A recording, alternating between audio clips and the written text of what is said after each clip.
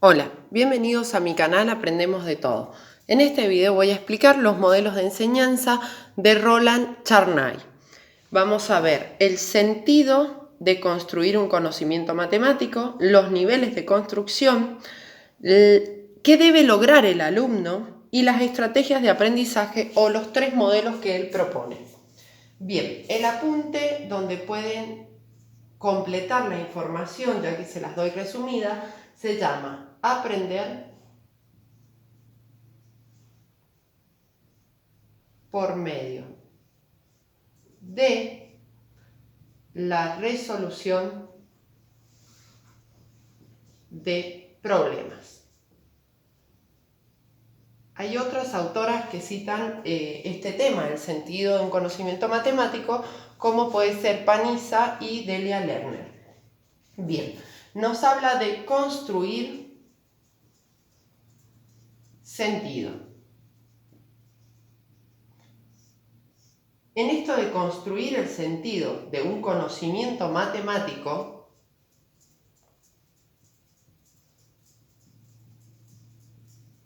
él cita varias opciones dándole relevancia a la última. Dice, no solo por la colección donde este conocimiento es realizado, no solo por la colección donde este conocimiento es realizado. O sea, no solo por esa situación donde fue aplicado ese conocimiento matemático es que el alumno realmente logró apropiarse, ¿sí? No solo por la colección de situaciones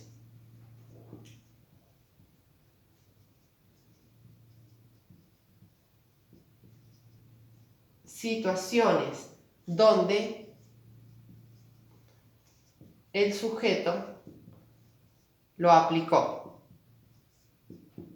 sino, escuchen lo que dice, también por el conjunto de concepciones que rechaza, de errores que evita, de economías que procura, de formulaciones que retoma. O sea, le da importancia al error, a la prueba y error del niño, a la aplicación de diferentes estrategias para lograr la resolución de esa situación problema y construir el sentido de un conocimiento matemático, ¿sí? Sino también dice, por el conjunto de concepciones que rechaza, de errores que evita, de economías que procura, de formulaciones, y acá encontramos la palabra formulaciones, porque él trabaja con la teoría de situaciones didácticas, que retoma. Si quieren interiorizarse sobre el tema, vean en el canal la teoría de situaciones didácticas de Guy-Brousseau, ¿sí? Y suscríbanse para recibir más temas. Bien, sigamos. Habla de niveles de construcción de significado de un conocimiento. O sea, para que esté totalmente logrado, ¿verdad? Y habla del nivel externo y del nivel interno. Dice que el nivel externo es cuál es el campo de conocimiento y los límites.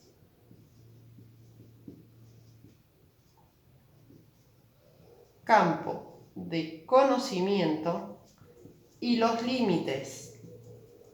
Y acá cuando nos habla de campo de conocimiento, ya está hablando de campos conceptuales de Bernoulli, ¿sí? Por ejemplo, si yo tengo el campo conceptual de la multiplicación, este campo tiene un límite. Lo puedo aplicar a diferentes situaciones, pero no en todas, o problemas, ¿verdad? Y dice, ¿cuál es el nivel de construcción interno? ¿Cómo y por qué funciona tal herramienta? ¿Cómo y por qué funciona tal herramienta? O sea, si tengo una situación problema que me está diciendo que debo repartir diferentes elementos, ¿sí? El cómo es que voy a tener cada vez menos. O sea que eso me va a llevar a mí a construir un campo de conocimiento y decir, si yo multiplico voy a tener más, entonces no lo puedo aplicar. Si sumo voy a tener más. Si resto voy a tener menos, pero no es económico restar en un problema si puedo dividir, que es una opción mucho más rápida de aplicar. Sin embargo, el niño quizás, si no tiene incorporado el algoritmo de la división, puede repartir, ¿sí?, elementos. Bien, sigamos. Ahora vamos a hablar del tema cuando el alumno ya tiene o ya obtuvo el sentido de un conocimiento matemático. Denme un segundo.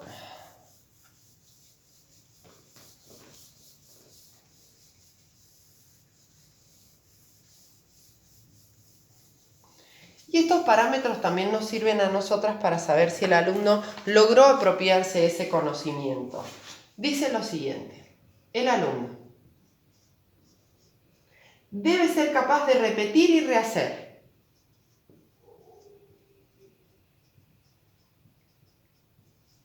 De repetir o rehacer. O sea, si el alumno aprendió a multiplicar, debe poder realizarlo en varias situaciones, repetirlo o rehacerlo si se equivocó mal en algún símbolo, o sea, número. Resignificar situaciones nuevas.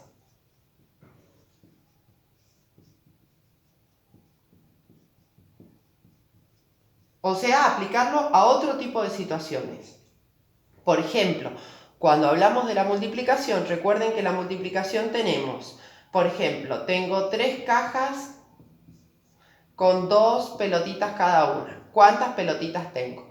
Pero también tengo la multiplicación en el campo de la medida, ¿sí? Si tengo baldosas y tengo acá 4 y acá tengo 3, ¿cuántas baldosas voy a tener en total? O sea, estoy resignificando la multiplicación en 2 tipos de campos conceptual de la multiplicación.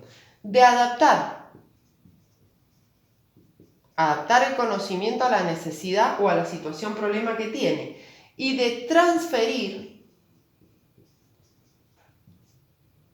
el conocimiento, ¿sí? O sea, lo puede formular, lo puede exponer. Bien, ahora vamos a ver los 3 modelos que él propone, ¿sí?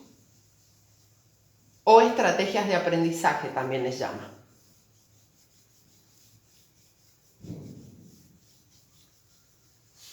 Y enmarca cada uno de esos modelos en un tipo o en un método de enseñanza.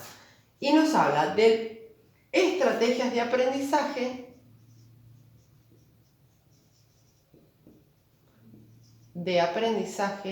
o modelos. En la mayoría de los apuntes lo van a ver como modelos. El primero es el modelo normativo.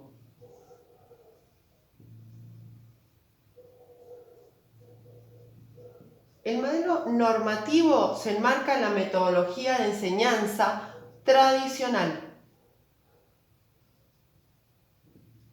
¿Sí? Bien, ¿y cuáles son las características de este modelo? Se trata de comunicar un saber a los alumnos.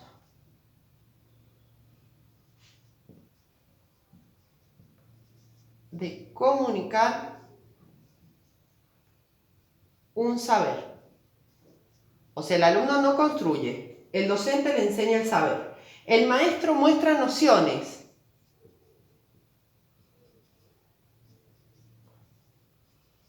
Muestra nociones o ejemplos de cómo implementar ese saber. ¿Qué hace el alumno? Vemos un alumno pasivo que va a hacer lo siguiente: aprende, escucha, imita la conducta que realiza el docente, practica y aplica. En ningún momento el alumno está construyendo, ni está accionando, ¿sí? Todo se lo ha hecho el docente. El segundo modelo, me van a dar un segundo, vamos a borrar acá.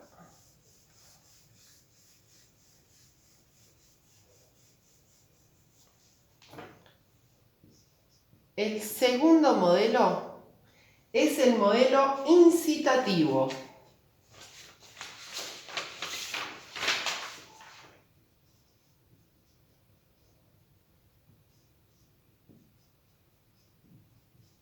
Y acá sí lo enmarcamos en un alumno activo, porque él dice que entra en la metodología de escuela nueva o activa. Bien, las características de este modelo son las siguientes. Parte de los intereses, motivaciones y necesidades del alumno. Intereses, motivaciones y necesidades del alumno.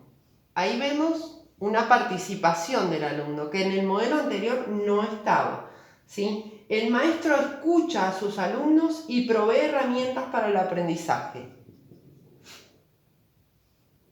El maestro escucha a sus alumnos y provee herramientas para el aprendizaje. O sea, es un guía en esa zona de desarrollo próximo. Bien, es un método activo y parte del saber ligado a la necesidad.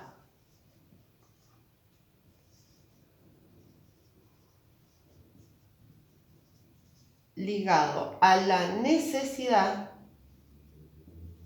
de vida, o sea, a la vida cotidiana del alumno, ¿sí? A lo que el alumno realmente está acostumbrado en su vida a hacer o a tratar o a accionar sobre ese medio.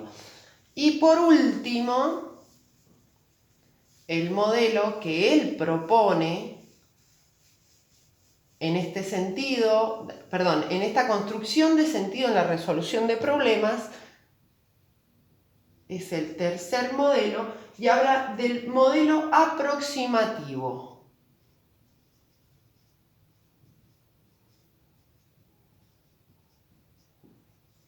Y lo voy a enmarcar dentro de la teoría de situaciones didácticas de Brousseau. Ya van a ver por qué. Las características son las siguientes. Parte de concepciones existentes en el alumno, o sea, conocimientos previos para nosotros. Parte de concepciones existentes en el alumno. Las pone a prueba y las modifica o construye nuevas. Las pone a prueba, las modifica o construye nuevas. Nuevas concepciones, ¿sí? Nuevos conocimientos. El maestro propone diferentes situaciones con distintos obstáculos. Muy importante. El maestro propone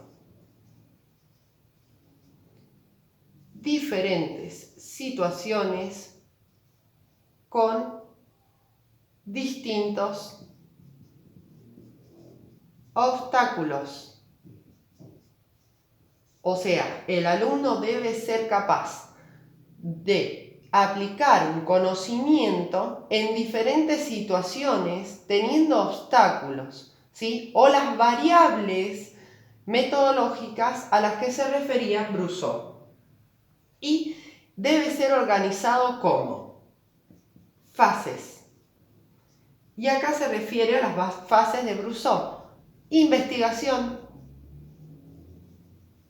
o acción. La segunda fase es la de formulación. La tercera, validación. Y la última fase es la de institucionalización.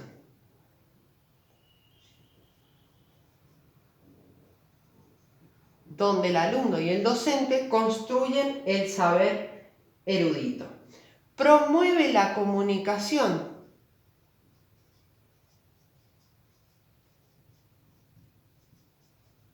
Ya que tanto en la fase de formulación como en la de validación, lo importante es que el alumno logre validar en la de formulación un mensaje y en la de validación una afirmación de lo que realmente él realizó.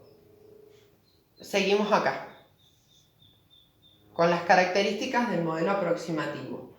El alumno propone soluciones, confronta a sus compañeros, defiende o discuta, que es lo que les decía yo, en la formulación y en la validación. El alumno propone soluciones, confronta a sus pares o compañeros, defiende o discute.